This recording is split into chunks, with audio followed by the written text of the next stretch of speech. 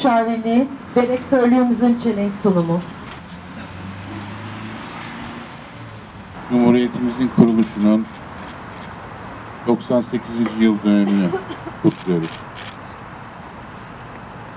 Milletimize ve Türkiye Cumhuriyeti'ne kutlu olsun.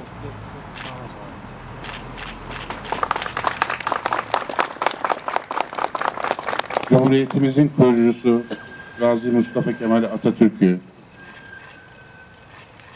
silah arkadaşlarını, vatanımızı vatan yapan tüm şehitlerimizi, gazilerimizi minnetle, saygıyla anıyoruz. Türkiye Cumhuriyeti milletiyle, devletiyle 98 yılda büyük mesafeler kat etti. Bölgesinin ve dünyanın en güçlü ülkelerinden biri haline geldi. Devletimiz, milletimizin devleti, Cumhuriyetimizin kaynağı ise halkımızın iradesidir. Birlik, beraberlik ve zorluklar karşısında omuz omuzla mücadele etme ruhu milletimizin karakteridir. Şu iyi bilinmelidir ki, Türkiye Cumhuriyeti'ni ilelebet korumaya ve yaşatmaya Türk milleti olarak kararlıyız. Bu vesileyle hepinize tekrar saygılarımı ve sevgilerimi sunuyorum. İyi bayramlar diliyorum.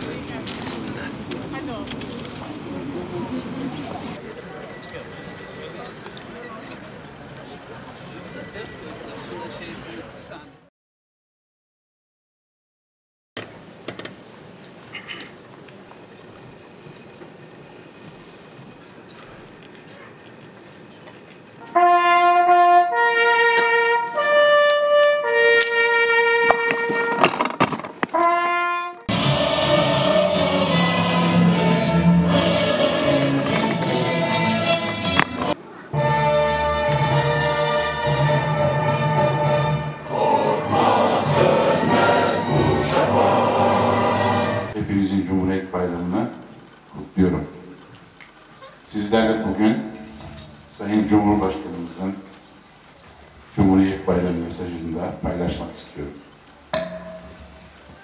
Yurt içinde ve yurt dışında yaşayan vatandaşlarımız ile şanlı tarihimizin altın halkalarından biri olan gurur günümüzü bizimle paylaşan tüm dostlarımızın 29 Ekim Cumhuriyet Bayramı'nı tebrik ediyorum. İlanının 98. Seniye Devriyesi'nde Cumhuriyetimizin banisi Gazi Mustafa Kemal Atatürk ile kahraman silah arkadaşlarını minnetle anıyorum. Canları pahasına bu vatanı bize emanet eden aziz şehitlerimize Allah'tan rahmet niyaz ediyorum. Aynı kutlu dava uğrunda mücadele ederken gazilik payesiyle şereflenen gazilerimize şahsım, ülkem ve milletim adına şükranlarımı sunuyorum. İlk meclisten bugüne kadar milli iradenin mümtaz temsilcileri olan Türkiye Büyük Millet Meclisi çatısı altında ülkemize hizmet etmiş, gerektiğinde bedel ödemiş tüm milletvekillerimize teşekkür ediyorum. Türkiye'nin bekası, aziz milletimizin huzuru, emniyeti ve selameti için sınır boylarında ve sınırlarımız içinde cansiperane görev yapan güvenlik güçlerimize Rabbimden muvaffakiyetler diliyorum. Şanlı bayrağımızı dünyanın dört bir köşesinde gururla dalgalandıran iş adamlarımızı, sivil toplum kuruluşlarımızı ve kamu görevlilerimizi canı gönülden tebrik ediyorum. Köklü tarihimizden, kadim değerlerimizden aldığımız güçle 84 milyon bir ve beraber olarak Türkiye'yi büyütmek ve hedeflerine ulaştırmak için gayretlerimizi sürdürüyoruz. Tüm dünyayı derinden saran koronavirüs salgının en ağır evresini sağlık altyapımızın gücü ve kapasitesi sayesinde başarıyla yöneterek geride bıraktık. Aynı şekilde ekonomide de küresel ekonominin %3'ün üzerinde bir daralma yaşadığı 2020 senesini biz %1,8 büyüme oranıyla kapattık. Terörle mücadelenin kamu güvenliğini, yatırımlardan sınırlarımızın ötesinde gerçekleştirdiğimiz harekatlara kadar hiçbir konuda herhangi bir zafiyetin oluşmasına müsaade etmedik. Bu süreçte darbecilerin saldırılarıyla karşı karşıya olan Libyalı kardeşlerimizle Karabağ'daki işgale karşı mücadele eden Azerbaycan Türklerine verdiğimiz güçlü destek her iki ülkenin de hamdolsun kaderini değiştirmiştir. Libya'da darbeciler hezimete uğrarken Azerbaycanlı kardeşlerimiz de yaklaşık 30 yıllık işgalin ardından öz topraklarına kavuşmuştur. Ülkemizi ve Kuzey Kıbrıs Türk Cumhuriyeti'ni Doğu Akdeniz'deki hidrokarbon kaynaklarından dışlama girişimlerini de boşa çıkardık. Zorlu salgın şartlarına rağmen ekonomide, iç siyaset ve dış politikada elde ettiğimiz bu başarılar, ülkemizin güçlü altyapısının yanında Cumhurbaşkanlığı hükümet sisteminin etkinliğini de gösteren önemli bir işarettir. Geçen sene yakaladığımız bu ivmeyi, ekonomi, üretim, ihracat başta olmak üzere hamdolsun her alanda daha da güçlendirerek 2021 yılında da devam ettiriyoruz.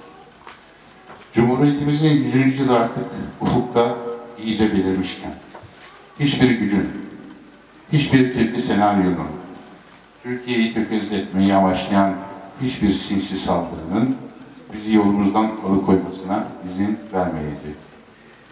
Milletçe en büyük güvencemiz olan birliğimize, beraberliğimize ve kardeşliğimize sımsıkı sarılarak büyük ve güçlü Türkiye davamızı hayata geçirmenin mücadelesini vereceğiz.